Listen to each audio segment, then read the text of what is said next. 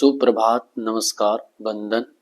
आज class 12th का geography का पार्ट 3 एमसीक्यू क्वेश्चन लेकर आ रहा हूँ और यह एमसीक्यू क्वेश्चन जो है बहुत ही इम्पोर्टेंट है और ये क्वेश्चन जो है आज 81 से लेकर 125 क्वेश्चन तक हम लोग करेंगे और बहुत महत्वपूर्ण क्वेश्चन है ज्योग्राफी को लेकर के, एनुअल बोर्ड एग्जाम को लेकर के। तो ध्यान से देखिए, सुनिए। चलिए बच्चों, आज हम लोग 81 क्वेश्चन से स्टार्ट करते हैं। यहाँ कहता है कि फूलों की कृषि कहलाती है। आपके बीच ऑप्शन है फार्मिंग, बी में है फैक्ट्री फार्मिंग, सी में है मिक्स्ड फार्मिंग या फ्लोरिकल्चर। तो ये आपका ऑप्शन हो जाएगा फ्लोरिकल्चर को फूलों की कृषि कहलाता है। यानी फूलों की कृषि को क्या कहा जाता है? तो फ्लोरिकल्चर कहा जाता है। ठीक है ना। हालांकि अगर हम लोग फ्लोरिकल्चर की बात करें तो फ्लोरिकल्चर को ग्रीन हाउस उद्योग के नाम से भी जाना जाता है। ठीक है। फ्लोरिकल्चर में फूलों और गमले वाले पौधे को बड़े पैमाने पर जो है समशीतोष्ण जलवायु में उगाया जाता है और खास करके नीदरलैंड दुनिया का सबसे बड़ा फूल निर्यातक देश है। कौन है? तो नीदरलैंड। ये भी क्वेश्चन पूछ सकता है आपको कि दुनिया में कौन ऐसा देश है जो फूल का सबसे बड़ा निर्यातक है? वो है नीदरलैंड। और आयातक देश भी हो सकता है, तो उसमें है जर्मनी। जर्मनी फूलों का सबसे बड़ा जो है इंपोर्ट करने वाले में से है, यानी आयातक देश। कौन? जर्मनी। ठीक है। चलिए बच्चों, हम लोग नेक्स्ट क्वेश्चन में चलते हैं। 82 में बोला है कि भारतीय संविधान के द्वारा कितने मौलिक अधिकार प्रदान किए गए हैं? तो मैं इसके बारे में क्या बताऊं, ये तो आप सभी को जानते हैं कि 6 है। ठीक है ना। कितने फंडामेंटल राइट्स हैं? तो 6 हैं। ठीक है ना।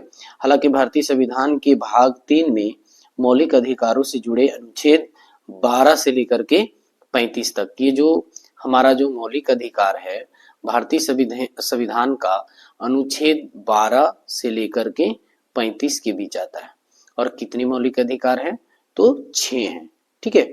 अगर हम लोग 6 की बात करें तो पहला है समानता का अधिकार, स्वतंत्रता का अधिकार, शोषण के विरुद्ध का अधिकार, धर्म की आजादी का अधिकार, सांस्कृतिक और शैक्षणिक अधिकार और संवैधानिक उपचार का अधिकार। ठीक है। चलिए हम लोग नेक्स्ट क्वेश्चन में आते हैं। 83 में निम्न में से कौन सी कृषि के प्रकार का विकास यूरोपीय औपनिवेशिक समूहों द्वारा किया गया? आप जानते हैं ना कि औपनिवेशिक क्या है? जब कोई शक्तिशाली राष्ट्र कोई पिछड़ी हुई देशों पर अपनी तकनीकी, अपनी ज्ञान के सहारे या द्वारा क्या करता है? शोषण करता है, गुलाम बना लेता है ना, अपनी नीतियों पर चलने पर मजबूर कर देता है, तो उसे क्या कहा जाता है? औपनिवेशिक। जैसे ब्रिटेन जो है हमारे इंडिया को 200 सालों तक क्या किया? औपनिवेशिक बना के रखा था, गुलाम बना करके रखा था। ठीक है ना। तो यहाँ पर कहता है कि निम्नलिखित में कौन सी कृषि का प्रकार जो है यूरोपीय औपनिवेशिक समूहों द्वारा किया गया है? तो है कोल खोज, अंगूरों उत्पादन, मिश्रित कृषि या डी में है रोपण कृषि।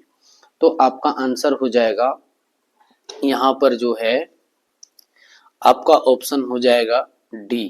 क्या हो जाएगा? डी, रोपण कृषि। ठीक है। रोपण कृषि को बागानी कृषि भी कहा जाता है, बागान कृषि भी कहा जाता है, ये भी याद रखना है। रोपण कृषि को बागानी कृषि के नाम से जाना जाता है। यूरोपीय औपनिवेशिक जो है रोपण कृषि को विकास किया। हालांकि हम लोग ये जान लेते हैं कि रोपण कृषि क्या है।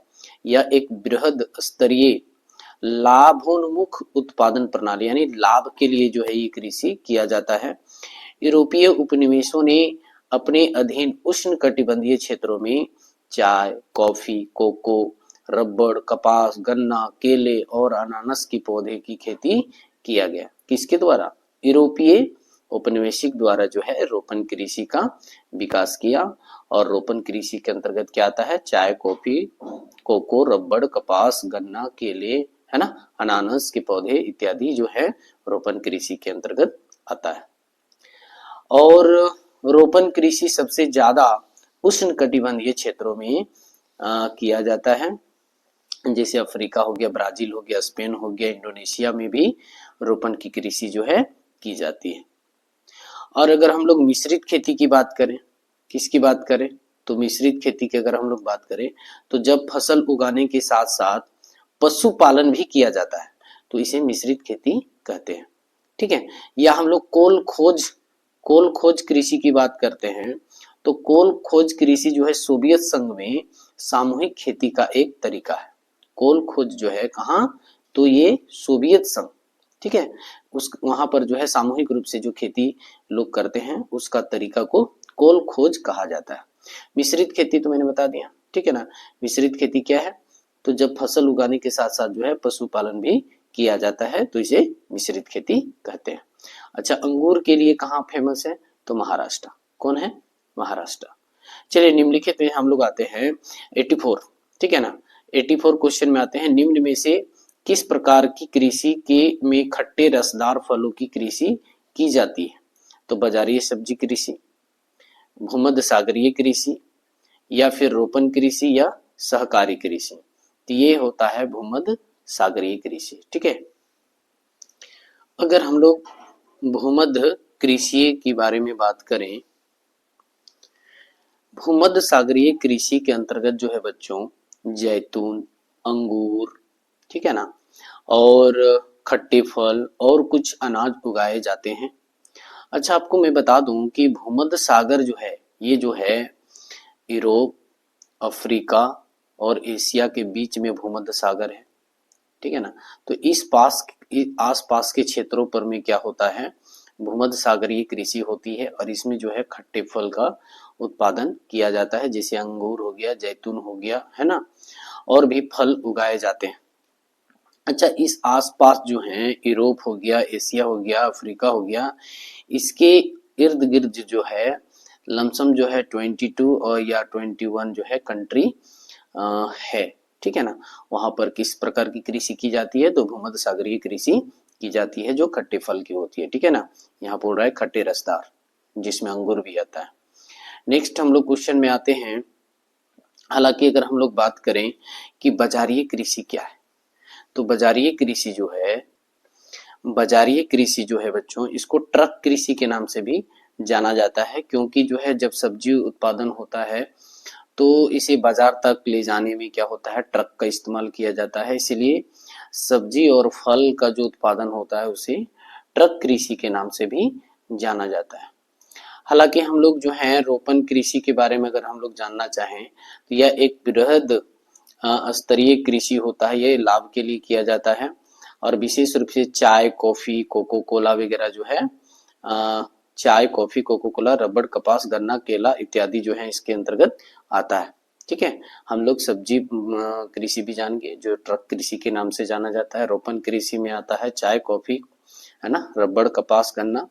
अच्छा, हम लोग ये सहकारी कृषि के बारे में अगर हम लोग बात करें तो सहकारी कृषि क्या होता है, सहकारी का मतलब होता है, तो हम लोग यहाँ पर देखेंगे कि सहकारी कृषि जो होता है जब कई किसान अपनी जमीन को एक साथ मिलाकर खेती करते हैं, जब जो है कई किसान जो है आपस में मिल करके जो है खेती करता है ना, मिलजुल करके करता है, उसे एक सहकारी कृषि कहते हैं। अच्छा, ये भी जान लीजिए कि सहकारी कृषि के अंतर्गत क्या होता है कि छोटे छोटे उत्पादन योग्य जो भूमि होते हैं उसको क्या है कि एक में कर दिया जाता है, मिलकर के लोग करता है, तो इसको चकबंदी भी कहा जाता है। क्या कहा जाता है, चकबंदी भी कहा जाता है, बात समझिए, ठीक है ना। नेक्स्ट क्वेश्चन में आते हैं हम लोग 85 में, बोला है कि जापान का डेट्राइट किसे कहा जाता है, जापान का डेट्राइट किसे कहा जाता है, तो आपके बीच ऑप्शन है टोक्यो, नगोया, या नागासाकी, या ओसाका। तो आपका आंसर होगा नगोया, ठीक है। ये क्या है, जापान के टोयोटा कहा जाता है, इसको क्या कहा जाता है, जापान के टोयोटा क्षेत्र को जापान का डेट्राइट, ठीक है ना। यहाँ टोयोटा देखते होंगे कि 4 व्हीलर लग्जरियस गाड़ी भी होता है। हालांकि जापान की राजधानी कहाँ है, टोक्यो, ठीक है ना। टोक्यो क्या है, जापान की राजधानी, ये याद रखना है। नगोया में क्या है कि इसको जो है डेट्राइट इसलिए कहा जाता है क्योंकि यहाँ पर जो है टोयोटा औद्योगिक केंद्र है या क्षेत्र है। चलिए बच्चों, हम लोग नेक्स्ट में क्वेश्चन में आते हैं 86 में, बोला चीन में सूती वस्त्र उद्योग का सबसे बड़ा केंद्र है कौन सा? यांगत्सी बेसिन, हांगहोब घाटी, सांसी क्षेत्र या फुसुन क्षेत्र? तो आपका जो आंसर हो जाएगा वो होगा यांगत्सी बेसिन में। अच्छा, चीन में सूती वस्त्र उद्योग का सबसे बड़ा केंद्र जो है संघाई भी है। कौन है? संघाई, ये याद रखना है। संघाई को चीन का रेशम राजधानी भी कहा जाता है। संघाई जो है चीन का रेशम राजधानी के नाम से जाना जाता है। चीन कपड़ा निर्माण के लिए, जरूरी निर्माण के लिए, या कहिए कि कच्चे माल जैसे कपास, रेशम या पॉलिस्टर का प्रमुख उत्पादक है। भारत में सूती वस्त्र, अगर हम लोग भारत की बात करें तो भारत में जो है सूती वस्त्र उद्योग का सबसे बड़ा केंद्र कौन है? गुजरात है। हालांकि कपास जो है महाराष्ट्र में भी उत्पादन होता है, ये याद रखना है। अहमदाबाद को भारत का मैनचेस्टर कहा जाता है। गुजरात का जो है अहमदाबाद, उसको भारत का मैनचेस्टर के नाम से जाना जाता है। और मैनचेस्टर किससे संबंधित है? तो कपड़ा उत्पादन से है, वस्त्र उद्योग से है, ठीक है ना। अहमदाबाद सूती वस्त्र का उत्पादन के लिए जाना जाता है। ब्रांडेड सूती कपड़ों का भी वहां जो है निर्माण के लिए बहुत मशहूर शहर है। कौन? अहमदाबाद। तो ये याद रखना भारत के संदर्भ में। और चीन के संदर्भ में हम लोग देख लिए कि यांगत्सी बेसिन में जो है सूती वस्त्र उद्योग का सबसे बड़ा केंद्र है ना, जहां पर संघाई है। नेक्स्ट है 87 क्वेश्चन में देखिए, मिलन रेशमी वस्त्र उद्योग, मिलन रेशमी वस्त्र उद्योग का प्रमुख केंद्र या किस देश में है? पहला आपका ऑप्शन है ग्रेट ब्रिटेन, बी में है इटली, और सी में है जापान, और डी में है फ्रांस। तो आपका आंसर हो जाएगा ये बी, इटली में। कहां पर है? इटली में। अच्छा, इटली की राजधानी क्या है? रोम, जहां पर रोमन साम्राज्य की स्थापना की गई थी, ठीक है ना। इटली के पो घाटी के मिलन क्षेत्र में रेशमी वस्त्रों का उत्पादन होता है। कहां पर है ये? तो पो घाटी, इटली के पो घाटी के मिलन क्षेत्र में रेशमी वस्त्रों का उत्पादन होता है। अच्छा, भारत में अगर हम लोग भारत के संदर्भ में बात करें तो भारत में रेशम वस्त्र का उद्योग कहाँ है? इसका प्रमुख केंद्र तो मैसूर में। कहाँ है? रेशम वस्त्र उद्योग का जो है केंद्र भारत में मैसूर में है, ठीक है। इसके अलावा कर्नाटक रेशम वस्त्र उद्योग का प्रमुख केंद्र है। तो आपको याद रखना है भारत के संदर्भ में रेशमी वस्त्र का जो केंद्र है वो कहाँ है? तो मैसूर में, ठीक है। क्वेश्चन नंबर 88 में आते हैं बच्चों। टोयोटा, देखिए आ गया जापान वाला कंपनी। टोयोटा कंपनी किस देश का है? तो ये तो अभी हम लोग पीछे पढ़ के आ रहे थे, ठीक है ना, नगोया से रिलेटेड, जिसको डेट्राइट भी कहा जाता है, जापान का डेट्राइट, जहां पर जो है टोयोटा कंपनी है, ठीक है ना, ये जापान होगा। और जापान की राजधानी कहाँ है? टोक्यो, ठीक है। और अगर आप जानना चाहें तो जर्मनी जो है ना, जापान तो टोयोटा, लेकिन जर्मनी दुनिया का सबसे महंगा गाड़ी उत्पादन करता है, जैसे BMW, ऑडी, है ना। और अगर आप ग्रेट ब्रिटेन की बात करें तो ये भी लैंगोडा नामक एक जो है महंगा गाड़ी उत्पादन करता है, ठीक है। यह भी एक ब्रिटिश अल्ट्रा लग्जरी ब्रांड जो है, कौन सी? लैंगोडा जो है ना, बहुत कीमती गाड़ी है। और हालांकि दुनिया का सबसे महंगा गाड़ी जर्मनी जो BMW और ऑडी है, ठीक है, ये याद रखना है। नेक्स्ट क्वेश्चन, अच्छा रूस जो है मास्को, ये पिछला बार क्वेश्चन पूछा हुआ था, मास्को कहाँ है, ठीक है, मानचित्र में दिखाने के लिए, इसलिए याद रखिएगा मास्को कहाँ है? रूस में। नेक्स्ट क्वेश्चन में हम लोग चलते हैं बच्चों। पेट्रोकेमिकल उद्योग में अग्रणीय देश का नाम है, क्या है? जापान, संयुक्त राज्य अमेरिका, चीन, भारत। तो इनमें से क्या है? 89। तो आपका आंसर होगा बच्चों चीन। पेट्रोकेमिकल उद्योग में अग्रणीय देश कौन है?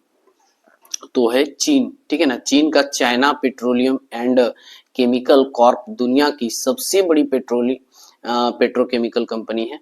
यह कंपनी तेल और गैस अन्वेषण, शोधन और रासायनिक उत्पादों का उत्पादन में विशेषज्ञ है, ठीक है ना, बहुत। और अभी देखिए कि अगर उत्पादन के क्षेत्र में बात करें तो चीन जो है बहुत आगे है, इनकी जो है मल्टीनेशनल कंपनियां हैं, ठीक है। और हालांकि भारत भी उत्पादन करता है, ये याद रखना है, ठीक है। पहला तो चीन होगा, नंबर 1 अगर बोलिएगा पेट्रोकेमिकल में भारत भी उत्पादन करता है, लेकिन ये तीसरा पोजीशन पर है। पहला पोजीशन पर चीन है और भारत जो है तीसरा पोजीशन पर है, और ये अमेरिका जो है दूसरा पोजीशन क्या, पेट्रोकेमिकल उद्योग में, ठीक है ना। हालांकि पेट्रोकेमिकल से बना हुआ पदार्थ भारत क्या करता है, एक्सपोर्ट करता है, निर्यात करता है। नेक्स्ट क्वेश्चन हम लोग 90 में आते हैं। निम्नलिखित क्रियाकलापों में से कौन सा एक द्वितीय सेक्टर का क्रियात्मक नहीं है। यानी बोल देखिए, किसी भी अर्थव्यवस्था में उत्पादन के 3 क्षेत्र होते हैं, ये आपको याद रखना, प्राथमिक क्षेत्रक, द्वितीय क्षेत्रक और तृतीय क्षेत्रक। प्राथमिक क्षेत्रक में कृषि, पशुपालन, खनन, उत्खनन, वानिकी इत्यादि आता है। द्वितीय क्षेत्रक में निर्माण और विनिर्माण से रिलेटेड आता है। तृतीय क्षेत्रक में सेवा, संचार, बैंकिंग से रिलेटेड आता है। तो यहाँ द्वितीय क्षेत्र का देखिए आपके बीच ऑप्शन क्या है, बोल रहा है कि द्वितीय सेक्टर का क्रियात्मक नहीं है। तो इस्पात प्रगलन, ये तो ठीक है, द्वितीय का है। वस्त्र निर्माण भी ये मैन्युफैक्चरिंग का काम है। टोकरी बनाना भी मैन्युफैक्चरिंग का काम है। तो मछली पकड़ना ये जो है प्राथमिक क्षेत्र का काम है। कृषि, पशुपालन, उत्खनन, वानिकी, मछली पकड़ना, मछली पालना, पशु पालना, तो ये सब जो है प्राथमिक क्षेत्र का काम है, द्वितीय क्षेत्र का काम नहीं। तो आपका ऑप्शन हो जाएगा सी, ठीक है। 91 क्वेश्चन में आइए बच्चों, यहाँ बोलता है कि किस महादेश में सबसे अधिक संख्यक अंतर्राष्ट्रीय पर्यटक आते हैं। बोले किस महादेश में सबसे अधिक संख्या में अंतर्राष्ट्रीय पर्यटक आते हैं। आपका ऑप्शन है यूरोप, दूसरा में है ऑस्ट्रेलिया, सी में है अफ्रीका और डी है उत्तरी अमेरिका। तो आपका आंसर हो जाएगा बच्चों यूरोप। कहाँ जाएगा, यूरोप। यूरोप में जो है इसको पश्चात देश भी कहा जाता है, ठीक है ना। ये बहुत ही डेवलप्ड महाद्वीप में से आता है, ठीक है। और यूरोप का एक फ्रांस है, कहाँ, फ्रांस, ठीक है। फ्रांस देश में या सबसे अधिक अंतर्राष्ट्रीय पर्यटकों का आकर्षण का केंद्र है, जिसको पेरिस कहते हैं। क्या कहते हैं, पेरिस, फ्रांस में। तो फ्रांस में जो है सबसे ज्यादा अंतर्राष्ट्रीय पर्यटक जो है वहां पर विजिट करने आते हैं। अगर हम लोग 2022 में डेटा उठा करके देख लें तो 89.4 मिलियन अंतर्राष्ट्रीय पर्यटक, देख रहे हैं ना, यूरोप में जो है 2022 के डेटा बताता है कि 89.4 मिलियन पर्यटक जो हैं यूरोप को विजिट करने गए थे, देखने के लिए गए थे, एक पर्यटक के रूप में गए थे, ठीक है ना। चलिए हम लोग नेक्स्ट क्वेश्चन में चलते हैं। चलिए बच्चों हम लोग 92 क्वेश्चन में आते हैं। निम्नलिखित में कौन सा एक पंचम क्रियाकलाप है। तो देखिए ज्योग्राफी में 5 क्रियाकलाप पढ़ना है, प्राथमिक, द्वितीयक, तृतीयक, चतुर्थ और 5, ठीक है ना, पंचम। और इकोनॉमिक्स में प्रथम, द्वितीय और तृतीय तक ही सीमित रखा है। तो ज्योग्राफी में 5 क्रियाकलाप पढ़ना है। देखिए प्राथमिक क्रिया में आता है कृषि, ये तो ऑप्शन नहीं होगा। पंचम क्रिया का ये ऑप्शन नहीं है। आखेटक यानी कहने का मतलब है कि जो शिकार करते हैं लोग, आदिम या ट्राइबल्स जो होते हैं वो क्या करते हैं, आखेटक क्या कहते हैं कि कंदमूल जमा करते हैं। फिर ये भी तो प्राथमिक में आ जाएगा। ये इराक कहाँ से आ गया, ये ऑप्शन तो गलत है, ठीक है ना। इराक किसी देश का नाम है, यहाँ तो पंचम क्रिया है। तो आपका ऑप्शन क्या हो जाएगा, बाह्य स्रोतन। अच्छा बाह्य स्रोतन क्या है, बाह्य स्रोतन के बारे में अगर हम लोग जाने तो ये आउटसोर्सिंग है, इसको कहा जाता है आउटसोर्सिंग, ठीक है ना। अगर हम लोग सरल शब्दों में कहें तो बाह्य स्रोतन एक बाहरी आपूर्तिकर्ता से सामान और सेवाएं प्राप्त करने की एक प्रथा है। तो सेवा चीज जहां पर आ गया, सेवा सर्विस से रिलेटेड होगा, वो पंचम क्रिया के अंतर्गत है। हालांकि ये तृतीय क्रिया में हम लोग लाते हैं सेवा, लेकिन यहाँ आउटसोर्सिंग की बात हो रही है तो ये पंचम में आएगा, ठीक है। बोला कि हेमेटाइट अयस्क से किस धातु का उत्पादन होता है। हेमेटाइट एक लोहा का प्रकार का है, क्या है, हेमेटाइट जो है लोहा के प्रकार का है। तो यहाँ पर आपका ऑप्शन क्या दिया हुआ है, पहले ये देख लीजिए, तांबा, लोहा, मैग्नीज और यहाँ पर है बॉक्साइट। तो आपका ऑप्शन क्या हो जाएगा, बी, लोहा। लोहा का एक जो है अयस्क के प्रकार है। लेकिन हम लोग खासतौर पर ये जान लें कि लोह अयस्क के 4 प्रकार होते हैं। लोहा जो बनाया जाता है उनके अयस्क जो हैं या रॉ मटेरियल जो है 4 प्रकार का होता है। एक होता है हेमेटाइट जो नंबर 1 है, इसमें कार्बन की मात्रा बहुत ज्यादा पाई जाती है। उसके बाद है मैग्नेटाइट, उसके बाद है लिमोनाइट, उसके बाद है साइडराइट, ठीक है ना। तो ये 4 प्रकार है लोहे का, ठीक है। अगर हम लोग तांबे का अयस्क की बात करते हैं, तांबे का, तो तांबे के लिए जो है चाल्कोपिराइट है, क्या है, चाल्कोपिराइट। और अगर हम लोग मैग्नीज की बात करें तो मैग्नीज जो है एक अयस्क है, एक खनिज है जिसका उपयोग लोहे के निर्माण को गर्म धातु को मैग्नीज में मात्रा मिलाने की आवश्यकता पड़ती है, ठीक है ना, और उसको नॉर्मल किया जाता है। मैग्नीज डाल करके, ठीक है ना। नेक्स्ट में अगर हम लोग बॉक्साइड की बात करें तो ये एल्यूमिनियम का एस्क है।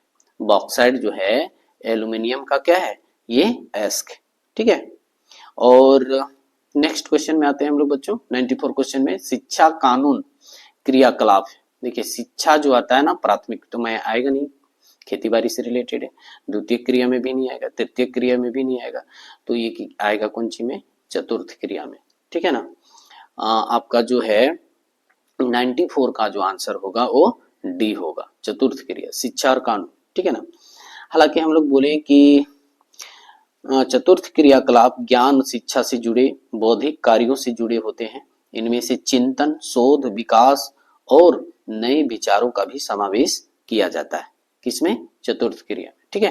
नेक्स्ट क्वेश्चन में आते हैं हम लोग बच्चों 95 में आते हैं, निम्नलिखित में से या निम्नलिखित में कौन सा एक सेक्टर दिल्ली, मुंबई, चेन्नई और कोलकाता में सर्वाधिक रोजगार प्रदान करता है। तो प्राथमिक से खेती बाड़ी से रिलेटेड, द्वितीय विनिर्माण से रिलेटेड, पर्यटन लोग घूमने के लिए जाता है तो उसको रोजगार मिलता है, या डी में है सेवा। तो कहीं ना कहीं जो है आपको वहां पर सेवा का काम मिलता है, ये जो है महानगरों में से एक है, ठीक है ना।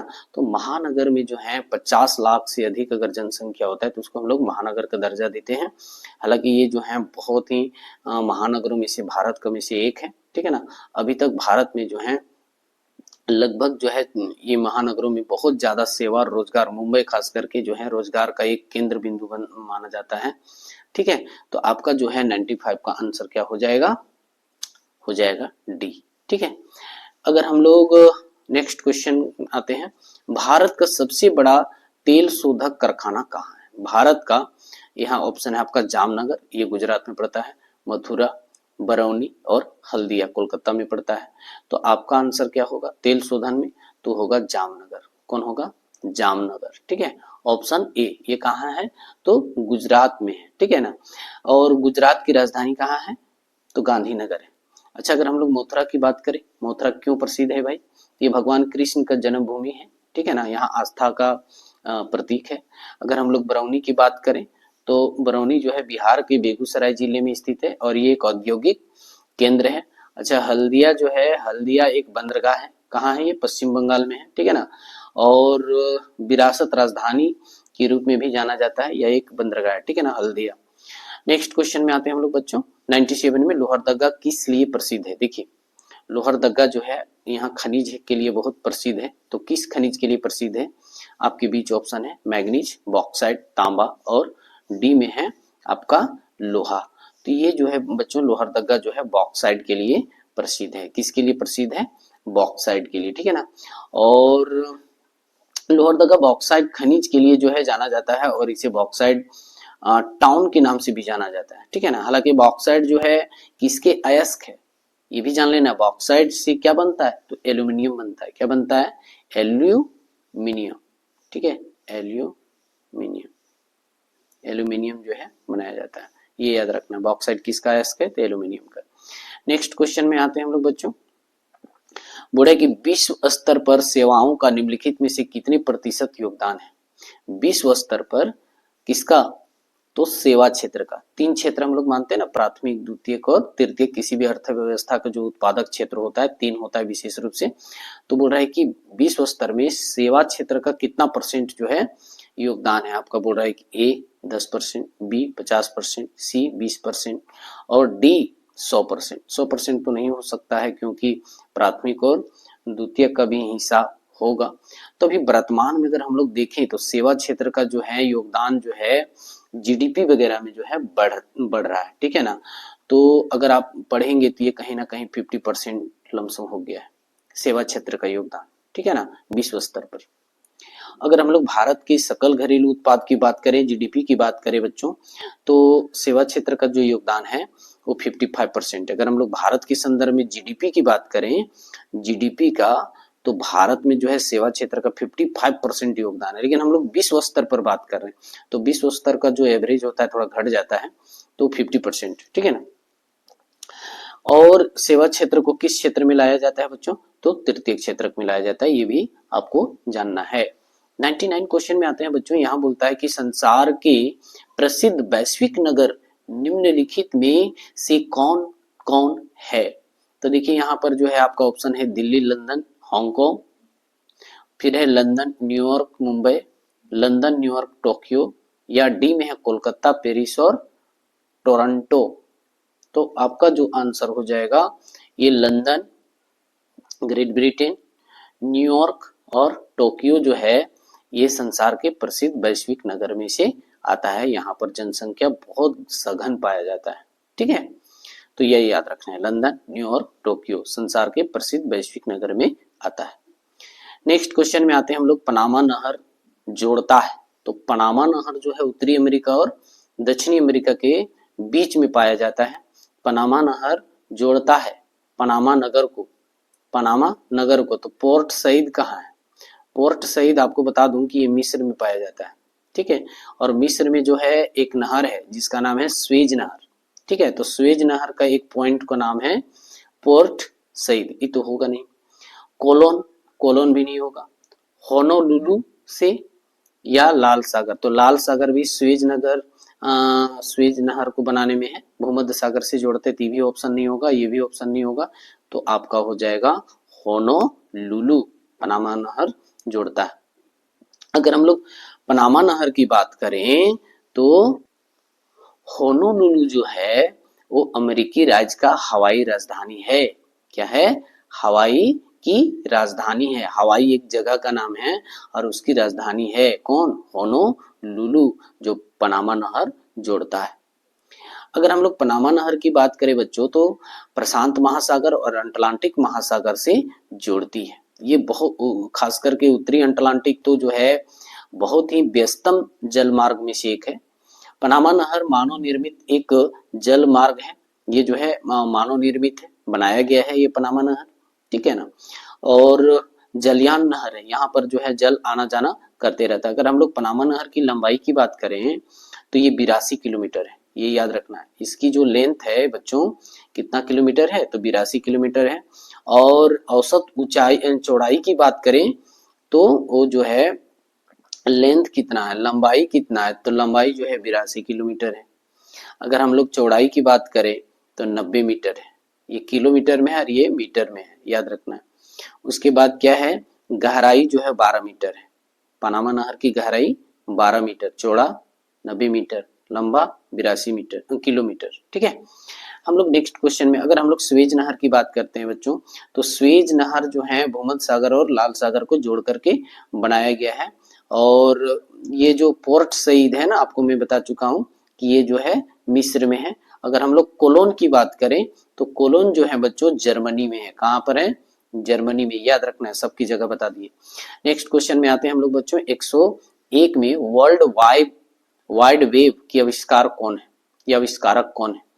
रे Tomlinson, John Barger, Tim Berners Lee या विंट सर्फ? तो आपका जो ऑप्शन होगा बच्चों टिम बर्नर्स ली, इन्होंने जो है वर्ल्ड वाइड वेब का आविष्कार किया है। अगर हम लोग वर्ल्ड वाइड वेब की बात करें बच्चों, ये है क्या, ये भी तो जानना है ना। तो ये जो है एक दूसरे से जुड़े वेब पेजों को प्रणाली है जिन्हें इंटरनेट के माध्यम से सर्फ किया जाता है और हम उनके माध्यम से जानकारी तक पहुंच सकते हैं। वर्ल्ड वाइड वेब इंटरनेट जैसा नहीं है, यह वेब पेजों का एक संग्रह है जो इंटरनेट के उत्तर बनाया गया है। ठीक है, यह कह सकते हैं इंटरनेट के ऊपर बनाया गया। वर्ल्ड वाइड वेब किसी भी विषय से संबंधित बहुत सी जानकारी देता है। ये वो है वर्ल्ड वाइड की, या कह सकते हैं वर्ल्ड वाइड वेब की विशेषता है। ठीक है ना। अगर हम लोग स्वेज नहर नेक्स्ट क्वेश्चन में आते हैं 102 में, बड़ा स्वेज नहर निम्न में से किसे जोड़ती है? हिंद महासागर और अरब सागर, अटलांटिक महासागर, प्रशांत महासागर, इसको बोलते हैं पनामा नहर। ये जो दो सागरों को जोड़ रहा है इसको हम लोग बोलते हैं पनामा नहर। ठीक है ना। उसके बाद है भूमध्य सागर। भूमध्य सागर कहाँ है? तो आपको मैंने बताया था कि यहाँ पर यूरोप है, यहाँ पर एशिया है, यहाँ पर अफ्रीका है और ये बीच का जगह जो है भूमध्य सागर है। और यहाँ पर जो है क्या है? लाल सागर है। तो ये लाल भूमध्य सागर और लाल सागर को जोड़ने वाले को ही स्वेज नहर कहा जाता है। कौन नहर कहा जाता है बच्चों? स्वेज नहर कहा जाता है। ठीक है ना। तो आपका ऑप्शन क्या हो जाएगा? सी हो जाएगा। क्या हो जाएगा? सी हो जाएगा। ठीक है। और अगर हम लोग स्वेज नहर की लंबाई की बात करें, जैसे हम लोग पनामा नहर का लंबाई जान गए थे कि 82 किलोमीटर है, तो स्वेज नहर के बारे में भी जान लीजिए ना, कितना है? तो 193.3 किलोमीटर लंबा है। और ये स्वेज नहर है कहाँ? तो ये मिस्र में है। कहाँ पर है? मिस्र में। ठीक है ना, जहां पर जो है पोर्ट सईद जो है इसका इंड पॉइंट को माना जाता है। बड़ा स्वेज नहर को समुद्री परिवहन की लाइफलाइन कहा जाता है। स्वेज नहर को लाइफलाइन के नाम से भी जाना जाता है, ये याद रखना। स्वेज नहर का निर्माण जो है बच्चों 1869 में किया गया। स्वेज नहर का निर्माण जो है 1869 में ब्रिटेन के द्वारा किया गया है, लेकिन ये स्थित कहाँ है? मिस्र में। ठीक है। और स्वेज नहर को शुरुआत बिंदु का नाम है पोर्ट सैयद। अच्छा, शुरुआत वाला, जिसे मान लिया जाए कि यहाँ पर बनना शुरू हुआ, तो शुरुआत वाला जो जगह है, पॉइंट है, उसको बोला जाता है पोर्ट सईद, और आखिरी बिंदु वाला को बोला जाता है पोर्ट स्वेज। ठीक है, शुरू वाला में सईद, पोर्ट सईद, और लास्ट वाला को बोला जाता है पोर्ट स्वेज। ठीक है। और स्वेज नहर के जरिए जो है रोजाना करीब 50 जहाज का यात्रा आना जाना लगा रहता है। ठीक है। आगे हम लोग चलते हैं बच्चों 103 क्वेश्चन में। साइबेरियन रेल मार्ग में स्थित है। साइबेरियन कहाँ है? साइबेरियन जो है रूस में, ये याद रखना है। साइबेरिया कहाँ है? तो रूस में, यानी यूरेशिया में। आपका ऑप्शन क्या हो जाएगा? बी हो जाएगा। ठीक है। ये कहाँ पर है? तो आपका जो है यूरेशिया में। अगर रूस की राजधानी की बात करें, मॉस्को, कहां पर है? मॉस्को। आपको ये पूछेगा ही पूछेगा मॉस्को, इसलिए हम बार बार जिक्र करते हैं इसका। बोल रहा है कि मॉस्को को रूस के साइबेरिया क्षेत्र में बोलता है कि गुजरते हुए सुदूर पूर्वी शहर, और बोल रहा है कि व्लादिमीर बॉस्को तक जो है इस रेल मार्ग को जोड़ता है। इसकी शाखाएं मंगोलिया से लेकर के गुजरते हुए चीन तक भी जाता है। साइबेरियन ट्रेन जो है या रेल मार्ग जो है मंगोलिया से लेकर के चीन तक जाती है। यह दुनिया की सबसे लंबी रेलवे लाइन है, और इसकी लंबाई जो है लमसम 9289 है। इसकी जो लंबाई है 9289 किलोमीटर है। और समझ रहे ना। और इसे बनाने के लिए जो है 1891 का, तो 1891 से लेकर 1916 के बीच में लगा है बनाने में। 1891 में प्रारंभ किया गया और बनकर के तैयार कब हुआ? 1916 में। और इसकी लंबाई कितना है? तो 9289 किलोमीटर है, ये याद रखना है। इस रेलवे लाइन पर यात्रा करने में लमसम 7 दिन लगता है। कितना दिन लगता है? इतना किलोमीटर को डिस्टेंस करने में लमसम जो है 7 दिन लगता है। ठीक है। अब चलिए हम लोग क्वेश्चन नंबर 104 में चलते हैं। बोलता है कि संदेशों का आदान प्रदान कहलाता है।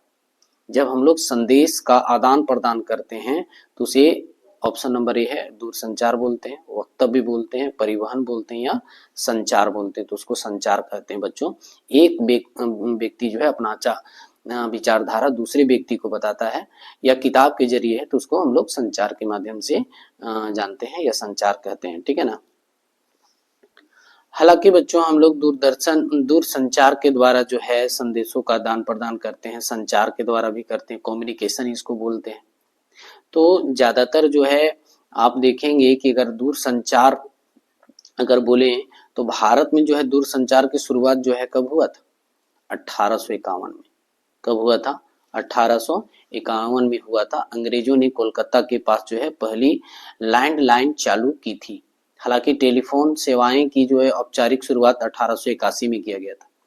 वो जो है 51 में तो स्थापना कर दिया, लेकिन सुचारू रूप से जो है 1881 से जो है ये शुरुआत हुई। टेलीफोन का आविष्कार जो है 1876 में हुआ था, ये भी याद रखना है। टेलीफोन का जो आविष्कार हुआ था वो कब हुआ था? 1876 में अलेक्जेंडर ग्राहम बेल ने किया था। अलेक्जेंडर ग्राहम बेल ने टेलीफोन का आविष्कार किया था। तो कहीं ना कहीं यहाँ जो है ना कि संचार के माध्यम से जो है आदान प्रदान होता है संदेश, या दूर संचार से भी होता है। ठीक है। तो ज्यादातर जो अभी है हम लोग कह सकते हैं कि संचार से ही होता है। ठीक है। आगे आइए हम लोग बोलेंगे 105 में क्या है देखते हैं। विश्व का व्यस्तम समुद्री मार्ग। देखिए यहाँ पूछ दिया, उत्तरी अटलांटिक के बारे में बात किए थे। उत्तरी अटलांटिक मार्ग जो है काफी जो है व्यस्तम होता है। तो ये ऑप्शन अभी हम लोग ऊपर में पढ़ के आ रहे थे, बताए भी थे, उत्तरी अटलांटिक जो है ये काफी जो है समुद्री मार्ग जो है व्यस्त रहता है, आना जाना लगा रहता है लोगों का। उत्तरी अमेरिका से यूरोप, यूरोप से उत्तरी अमेरिका, दक्षिणी अमेरिका के लोग जो हैं इस महासागर से आना जाना लोग करते रहते हैं, ठीक है ना। नेक्स्ट क्वेश्चन में अगर हम लोग बात करें 106 की बात करते हैं। निम्न व्यापार समूहों में से भारत किसका एक सह सदस्य है? साप्टा का, आसियान का, ओपेक का या ओईसीडी का? तो बच्चों बता दें कि भारत जो है वो साप्टा का सदस्य, किसका सदस्य है?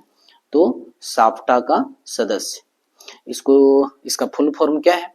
तो south Asian free trade area. क्या कहा जाता है? South Asian free trade area, दक्षिण एशियाई मुक्त व्यापार क्षेत्र। इसकी स्थापना जो है बच्चों 6 जनवरी 2004 को हुआ है। कब हुआ है? 6 जनवरी 2004 को, ठीक है ना। लेकिन सुचारू रूप से 2006 में चल रहा था ये।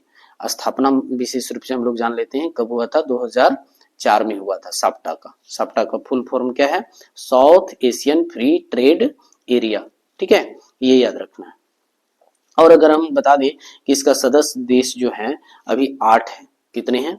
8। अफगानिस्तान जो है बाद में मिला था, तो ये अभी जो है साप्टा का जो सदस्य है वो कितने हैं? 8 हैं। उनका नाम मैं बता देता हूँ। बांग्लादेश, भूटान, भारत, मालदीव, नेपाल, पाकिस्तान, श्रीलंका, है ना। बाद में अफगानिस्तान भी इससे जुड़ा था, ठीक है। अगर हम लोग आगे की बात करते हैं, नेक्स्ट क्वेश्चन क्या है भाई? तो 107 में है कोलंबिया और ब्राजील।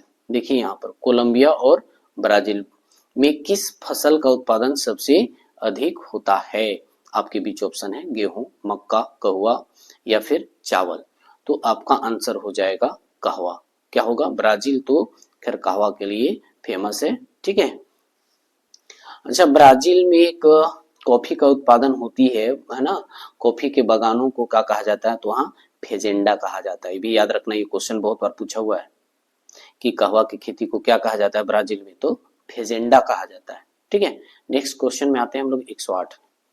यहाँ देख सकते हैं बच्चों, बोल रहा है कि रबड़ का सबसे बड़ा निर्यातक देश कौन है? निर्यातक तो जहां उत्पादन होगा वहीं तो निर्यात करेगा। तो आपके बीच ऑप्शन क्या है? रूस, अमेरिका, जापान, मलेशिया। तो यहाँ जो है आपका हो जाएगा मलेशिया, ठीक है। यहाँ पर हम जो राजधानी लिखे हैं तो ये आपको मैप में दिखाने के लिए आ सकता है। रूस का राजधानी कहाँ है, या मास्को कहाँ है, टोक्यो कहाँ है, वाशिंगटन डीसी कहाँ है, या कुआलालंपुरम कहाँ है। तो मलेशिया जो है रबड़ उत्पादक। अच्छा, रबड़ जो है एक रोपण कृषि, ये भी याद रखना है। रबड़ जो है एक रोपण कृषि के अंतर्गत जो है आता है। हालांकि वर्तमान में अगर वर्तमान की डेटा के हिसाब से बताएं तो थाईलैंड जो है रबड़ उत्पादक में सबसे अग्रणीय है। कौन है? थाईलैंड। प्राकृतिक रबड़ का सबसे बड़ा निर्यातक देश और उत्पादक भी। और रबड़ निर्यातक देशों में थाईलैंड, इंडोनेशिया, है ना, आइवरी कोस्ट, वियतनाम और मलेशिया का भी नाम आता है इसमें। लेकिन अभी वर्तमान में जो है थाईलैंड जो है नंबर 1 में। नेक्स्ट क्वेश्चन में आते हैं बच्चों 109 में। बोला कि अंतरराष्ट्रीय व्यापार कितने प्रकार का होता है? 2, 3, 4, 5। देखिए अंतरराष्ट्रीय व्यापार जो है वो 3 प्रकार का अभी फिलहाल हो रहा है। पहले क्या क्या होता था? आयात और निर्यात होता था, सिर्फ 2 प्रकार का व्यापार होता था। लेकिन अभी जो है 3 प्रकार का हो रहा है। अच्छा, अंतरराष्ट्रीय व्यापार के बारे में अगर मैं बताना चाहूंगा तो अंतरराष्ट्रीय व्यापार क्यों शुरू हुआ? तो अंतरराष्ट्रीय व्यापार जो है सभी देशों का जो विशेषता होता है या विशिष्टीकरण होता है अलग अलग होता है। कोई देश जो है बहुत संपन्न होता है, साधनों से संपन्न होता है। कोई देश क्या है, साधन वहां बहुत कम पाया जाता है। तो जहां बहुत कम पाया जाता है वो क्या करता है? दूसरे देश से क्या है आयात करने लगा। और जो जहां पर संपन्न देश है वो निर्यात करने लगा। तो ये प्रोसेस जो है अंतरराष्ट्रीय व्यापार को जन्म दिया, ठीक है ना। हालांकि अभी हम लोग अंतरराष्ट्रीय व्यापार के कितने प्रकार होता है इसके विषय पर हम लोग चर्चा कर रहे हैं। तो ये 3 प्रकार का होता है। पहला निर्यात व्यापार, आयात व्यापार, और एक होता है इंट्रोपोर्ट व्यापार। इंट्रोपोर्ट, ठीक है ना, जो देखे होंगे कि जो है उसका कंटेनर द्वारा जो है लाया जाता है, ले जाया जाता है, तो उसको इंट्रोपोर्ट व्यापार के नाम से भी जाना जाता है, ठीक है। और चलिए बच्चों हम लोग क्वेश्चन नंबर 110 में आते हैं। बोल रहे 1996 में कुल विश्व निर्यात का कितने प्रतिशत भाग सेवाओं का था। 1996 का डेटा पूछ रहा है, विश्व निर्यात, ठीक है ना। तो यहाँ पर उसका आंसर हो जाता है 35। ये भी क्वेश्चन पूछा हुआ, इसलिए हम सर्कल करके रखे हुए थे, ठीक है ना। ये क्या है, 1996 में कुल विश्व निर्यात में कितने प्रतिशत भाग जो है सेवा क्षेत्र का, किसका, सेवा क्षेत्र का, तो 35% था, ठीक है। नेक्स्ट क्वेश्चन में हम लोग आते हैं, समुद्र तट 111 में समुद्र तट से दूर स्थल खंड के पतन को कहते हैं आंतरिक पतन, नेवी पतन, अनित्री पतन, अनित्रिपी पतन और तेल पतन। तो इसको बोलते हैं आंतरिक पतन। आपका आंसर हो जाएगा ए हो जाएगा, ठीक है ना। यहाँ पर जो है आप देखेंगे कि भारत में जो है विशेष रूप से बंदरगाह है, तो वहां पर जो है कि जहां पर जहाज विदेशी से आकर रुकता है, वहां पर जो है सामान को लादा जाता है, उतारा जाता है, उसको गोदी के नाम से भी जाना जाता है। किस नाम से जाना जाता है, तो गोदी के नाम से भी जाना जाता है। चलिए हम लोग नेक्स्ट क्वेश्चन में आते हैं। 112 में बोल रहा है कि मारा कायबो पतन निम्न में से किस देश में अवस्थित है। मारा कायबो पतन, देखिए पतन में क्या होता है कि जी वहां पर जो है जहाज आकर के रुकता है, समुद्री मार्ग से जहाज आकर के रुकता है, इसको पतन या बंदरगाह के नाम से भी आप कह सकते हैं या जाना जाता है, ठीक है ना। तो जहां पर जहाज आकर के रुकता है और अपना सामान को लादता है या उतारता है, इसको गोदी भी कहा जाता है। लेकिन अभी हम मारा कायबो पतन की बात किया जा रहा है, तो वेनेजुएला में है, ईरान में है, जापान में है या कनाडा में है। तो इसका आंसर सही हो जाएगा बच्चों वेनेजुएला। कहाँ, यहाँ पर ये वेनेजुएला की एक और विशेषता बता दे रहे हैं कि यहाँ कच्चे तेल का उत्पादन या शोधन जो है सबसे ज्यादा होता है, ये भी है ना। ये आखिर पूछा जा सकता है कि समुद्री पतन क्या है, तो समुद्री अथवा नदी के किनारे स्थित नगर जिसमें जो है पोताश्रय होता है और जहां पर जहाजों से माल उतारने तथा चढ़ाने की सुविधा उपलब्ध होती है, उसे पतन कहते हैं, ठीक है ना। अगर हम लोग वेनेजुएला की बात करें तो दुनिया का सबसे बड़ा जो है तेल भंडार है वहां पर। यह तेल जो है दुनिया के अग्रणीय निर्यातकों में से एक है। वेनेजुएला दक्षिणी अमेरिका का महाद्वीप में स्थित है। अगर वेनेजुएला अगर पूछा जाए कौन सा महाद्वीप में है, तो ये जो है बच्चों ये दक्षिणी अमेरिका में स्थित है, ठीक है ना। इसकी राजधानी जो है काराकास है।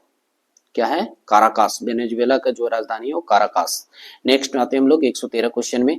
यहाँ बोलता है आयात एवं निर्यात के बीच मूल्यों में अंतर को क्या कहा जाता है, तो इसको व्यापार संतुलन कहा जाता है। क्या कहा जाता है, व्यापार संतुलन कहा जाता है। आपको याद रखना है आयात और निर्यात का जो लेखा जोखा है वो IMF रखता है। कौन रखता है, IMF रखता है, ठीक है ना। और आयात और निर्यात का जो बीच का अंतर है उसको हम लोग क्या कहते हैं, तो व्यापार संतुलन के नाम से जाना जाता है। व्यापार संतुलन किसी देश का निर्यात और आयात के मूल्य के बीच का अंतर होता है। व्यापार संतुलन दो तरह का होता है बच्चों। एक होता है अधिशेष, जो जब निर्यात अधिक हो जाता है और आयात कम होता है, अधिशेष कहा जाता है, ठीक है ना। और जब निर्यात कम है तो उसको व्यापार घाटा के नाम से जाना जाता है। तो व्यापार संतुलन दो तरह का होता है, अधिशेष और एक होता है व्यापार घाटा, ठीक है। और इसका लेखा जोखा कौन रखता है विश्व स्तर पर, तो IMF रखता है। नेक्स्ट क्वेश्चन में हम लोग चलेंगे। रेशम मार्ग लंबी दूरी के व्यापार का आरंभिक उदाहरण है जो जोड़ता है स्पेन, नॉर्वे। बोल रहा है कि सिएटल, सैन फ्रांसिस्को, कश्मीर और कन्याकुमारी, या रोम या चीन। तो देखिए जो है रेशम मार्ग की बात जहां तक है वो रोम और चीन। तो रोम कहाँ है बच्चों, तो इटली में, ठीक है ना। ये यूरोप है। तो यूरोप और चीन के बीच जो है व्यापार का जो आरंभिक मार्ग था उसको रेशम मार्ग के नाम से जाना जाता था, ठीक है ना। रेशम मार्ग यूरोप और एशिया के जोड़ने वाला जो है व्यापार मार्गों को एक नेटवर्क था, ठीक है। ये हम लोग चलते हैं 115 क्वेश्चन में। बोलता है कि निम्नलिखित में से कौन इथोपिया की राजधानी है। इथोपिया कहाँ है, तो इथोपिया जो है अफ्रीका में, ये याद रखना है। अब बोल रहा है कि केनेब्रा, यहाँ क्रिकेट वगैरह खेला होता है, कैनबेरा। लुसाका, उसके बाद है अदिस अबाबा, उसके बाद है नैरोबी। तो आपका आंसर हो जाएगा अदिस अबाबा। इथोपिया का राजधानी कहाँ है, तो है अदिस अबाबा, ठीक है। और इथोपिया जो है अफ्रीका महाद्वीप में है। अच्छा, आपको पता है कि जब ये इथोपिया पूरा अफ्रीका महाद्वीप में कितने देश हैं? अफ्रीका महाद्वीप में टोटल जो है 54 देश हैं, ये याद रखना है, ठीक है ना। नेक्स्ट क्वेश्चन में आते हैं बच्चों, बोल रहा है कि कालाहारी मरुस्थल में कौन सी जनजाति निवास करती है? पिग्मी, माओरी, ठीक है, ये तो न्यूजीलैंड में पाया जाता है इसलिए हम लिख दिए हैं। फिर बोल रहा है बुशमैन या इनमें से कोई नहीं। हालांकि जो है ये दोनों जो है अफ्रीका में पाया जाता है, और कालाहारी भी क्या है, दक्षिणी अफ्रीका में है। कालाहारी जो है दक्षिणी अफ्रीका का जो है मरुस्थल है, रेगिस्तान है। लेकिन यहाँ कालाहारी में विशेष रूप से कौन सा जनजाति या ट्राइबल्स पाए जाते हैं? तो है बुशमैन। कौन है? बुशमैन, ये याद रखना है, ठीक है। बुशमैन जो है कालाहारी मरुस्थल में जो है पाया जाता है। और आपको मैं बता दूं कि ये मरुस्थल को नाम जो है त्वायसना शब्द से कगला और से लिया गया है, जिसका अर्थ होता है महान प्यासा क्षेत्र, है ना। ऐसे भी जानते हैं कि रेगिस्तान जो होता है पानी का भाव होता है, जल का भाव होता है, तो प्यास वाला क्षेत्र है ये। और इसके अलावा एक अफ्रीका में एक और मरुस्थल है जिसका नाम है सहारा मरुस्थल, और वहां के जो जनजाति हैं वो बर्बर और बरदाइन जो है पाया जाता है, ठीक है ना। और सहारा मरुस्थल जो बता दें कि गारा, खास करके उत्तरी अफ्रीका में, ये तो जो है कालाहारी दक्षिणी अमेरिका में पाया जाता है, उत्तरी अफ्रीका में जो है वो पाया जाता है सहारा मरुस्थल, और वो 11 देशों में फैला हुआ है। कितने देशों में? 11 देशों में, ठीक है। नेक्स्ट क्वेश्चन आते हैं हम लोग। 117 क्वेश्चन कहता है कि जल अभाव वाले क्षेत्रों में किस प्रकार की बस्तियां पाई जाती हैं? जहां पर जल पाया जाए तो वहां पर जो है विरल जनसंख्या पाया जाएगा। जल का अभाव होगा, जल की कमी होगी, तो वहां सघन जनसंख्या नहीं होगी। लेकिन यहाँ बोल रहा है कि किस प्रकार के जो है बस्तियां होगा, पल्ली या परिकीर्ण या गुच्छित या इनमें से कोई नहीं, तो वहां परिकीर्ण होगा। क्या होगा? परिकीर्ण बस्तियां जो है पाया जाएगा। ये बस्तियां जो है उच्च भूमि पर पाया जाता है, शुष्क मरुस्थलों में मिलती है, तथा लोग जो है अलग अलग दूर दूर रहते हैं, जिसको एकाकी जो है जीवन बिताते हैं, ठीक है ना। और अगर हम लोग पल्ली की बात करें तो पल्ली जो है पूर्वायुक्त बस्ती जो है बस्तियां हैं, जाति व्यवस्था के कारण अलग अलग जो है इकाइयां मिलकर बस्तियों का निर्माण करती है। देश में विभिन्न स्थानों पर जो है पूर्वा, पाढ़ा, पल्ली, नागला के नाम से भी ये जाना जाता है, दानी के नाम से भी जाना जाता है। ये बस्तियां जो है गंगा के मध्यवर्ती और निचली मैदान में निवास करता है, ठीक है ना। अगर हम लोग गुंछित की बात करें या गुच्छित की बात करें तो इन बस्तियों पर जो है घर पास पास या सघन रूप में पाया जाता है। गुंछित है ना, ग्रुप में पाया जाता है। तो आपका जो यहाँ बोला है कि जल के अभाव में, तो वहां पर जो भैया परिकीर्ण होगा, ठीक है ना। विरल जनसंख्या पाया जाएगा, बहुत कम पाया जाएगा। जैसे हम लोग और भी देख सकते हैं कि अरुणाचल प्रदेश में जो है 17 व्यक्ति प्रति वर्ग किलोमीटर रहता है। वहीं पर बिहार में देखो, बिहार में 1106 व्यक्ति प्रति वर्ग किलोमीटर रहता है। तो यहाँ परिकीर्ण जहां होगा, जल का भाव होगा, व्यवस्था का भाव होगा, तो वहां पर जो है परिकीर्ण प्रकार की जो है बस्तियां पाई जाती है। अब आते हैं हम लोग 118 में, बोलते हैं कि अधिवास की लघुत्तम इकाई क्या है? तो अधिवास का मतलब क्या है? जहां लोग निवास करते हैं कस्बा में। लघुत्तम यानी इसकी अधिवास की छोटी इकाई कौन सा है? कस्बा है, पल्ली है, ग्राम है, नगर है, ठीक है ना। तो यहाँ पर आंसर जो होगा वो सबसे अगर छोटा बोला जाए तो पल्ली होगा, क्योंकि यहाँ जो है विरल पाया जाता है, अलग थलग घर पाया जाता है, तो छोटी इकाई की बात हो। ग्राम में तो बहुत सारे लोग पास पास होता है घर, नगर में तो भैया यहाँ पर जो है 50 लाख तक की जनसंख्या पाई जाती है, ठीक है ना।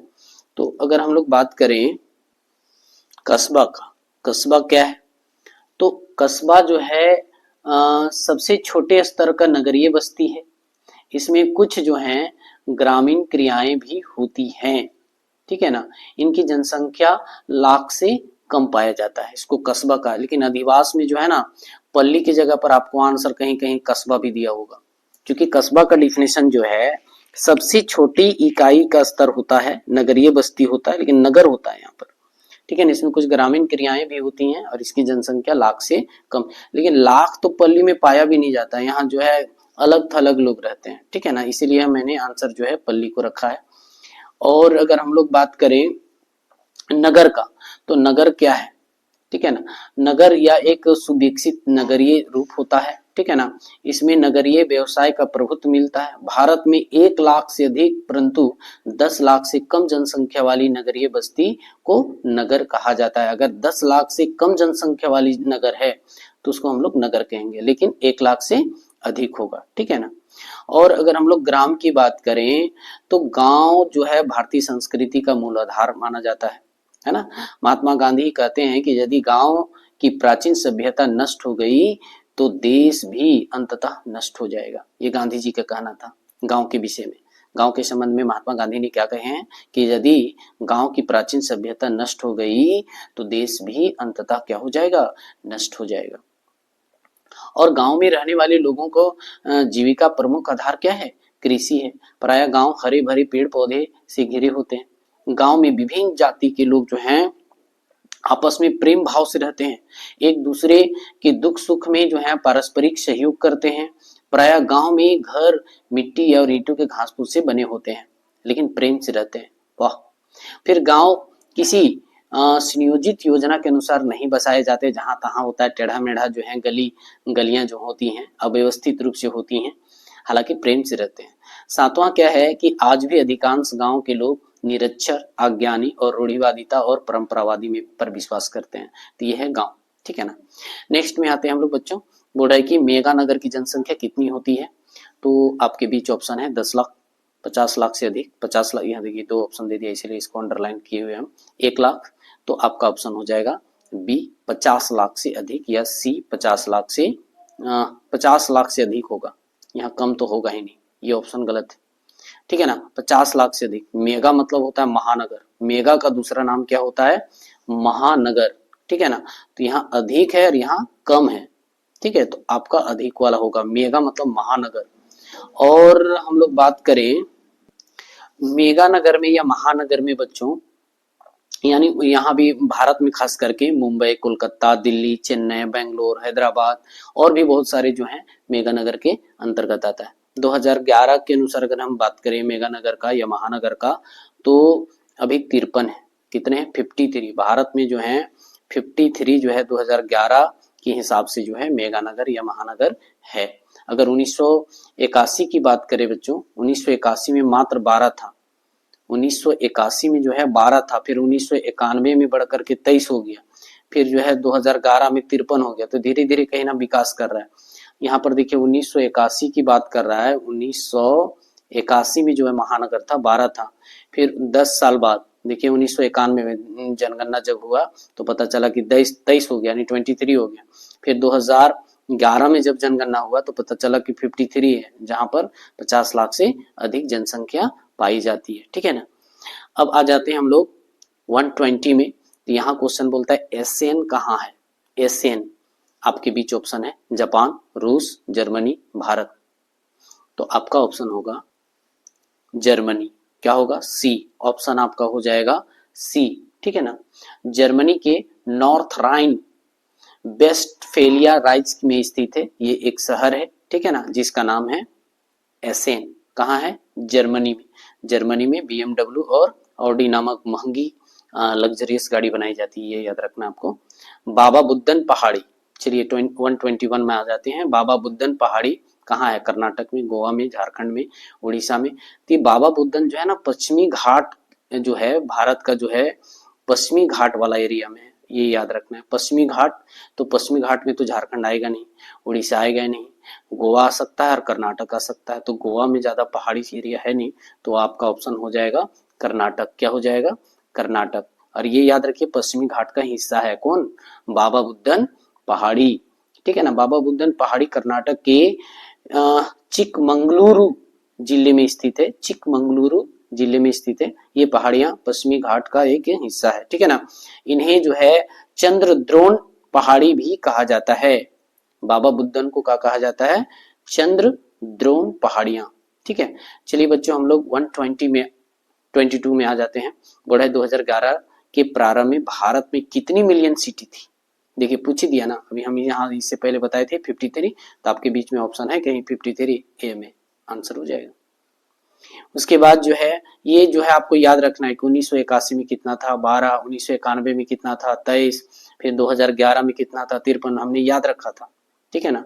तो आप लोग भी याद कर लीजिए, कोई जरूरी नहीं है किसी को पूछ देगा 2011 1991 के जनगणना के हिसाब से भी आपको पूछ सकता है, ठीक है ना। नेक्स्ट क्वेश्चन 123 में आते हैं बच्चों। यहाँ पर जो है सौराष्ट्र किस राज्य का अंग है? महाराष्ट्र का, राजस्थान का, कर्नाटक का, गुजरात का। देखिए सौराष्ट्र जो है ना भारत का जो ये वाला पोर्शन है, ये वाला पोर्शन, तो यहाँ पर सौराष्ट्र है, तो सौराष्ट्र कहीं ना कहीं जो है गुजरात में है, ठीक है ना। कहाँ पर है? गुजरात में। चलिए नेक्स्ट क्वेश्चन में आते हैं हम लोग। और गुजरात का राजधानी कहाँ है? Gandhinagar. Next one and last, यही लास्ट है आप लोगों का। बोला किसी झील के चारों ओर बसा गांव किस प्रतिरूप में आएगा? जैसे मान लीजिए जाए झील, तो झील के चारों ओर अगर गांव बसा है ना, तो ये किस आकार का होगा? और ये मतलब आर मतलब ऐसे, तो ये नहीं होगा। फिर बोल रहा है कि निहारिका, निहारिका क्या होता है? देखे होंगे फिजिकल ज्योग्राफी में आप पढ़े होंगे 11th में, तो हाइड्रोजन और हीलियम जो है आपस में क्या होता है? संलयन होता है, तो इस तरह रोटेट होता है, और वो क्या होता है, इंग्लिश में इसको नेबुला भी कहा जाता है। वो क्या होने लगता है कि एक प्लाज्मा के शेप लेने लगता है, और धीरे धीरे जो है उसमें जो है जब फ्रिक्शन होता है, रोटेट होने लगता है, घूमने लगता है, तो ये जो है वो आग लग जाता है, तो उसको हम लोग निहारिका बोलते हैं। तो निहारिकीय, ठीक है ना, निहारिकीय, इसको नाभिकीय भी कह सकते हैं, दो प्रकार का होता है, ठीक है ना, नाभिकीय और निहारिका। तो यहाँ पर क्या है? निहारिकीय होगा, यानी जो है झील के चारों ओर जो है इस तरह का जो है नाभिकीय निहारिकीय जो है आकार में होगा या प्रतिरूप में होगा, ठीक है ना। और अगर आप कह सकते हैं कि जो इसको वृत्ताकार भी कह सकते हैं, क्या कह सकते हैं निहारिका को, या यहाँ पर अगर वृत्ताकार रहता तो आपको वृत्ताकार प्रतिरूप के रूप में टिक लगाना होता है, ठीक है। धन्यवाद बच्चों, आप सभी को इतना लंबा वीडियो करने का मकसद मेरा है कि आप सभी का ज्योग्राफी का जो है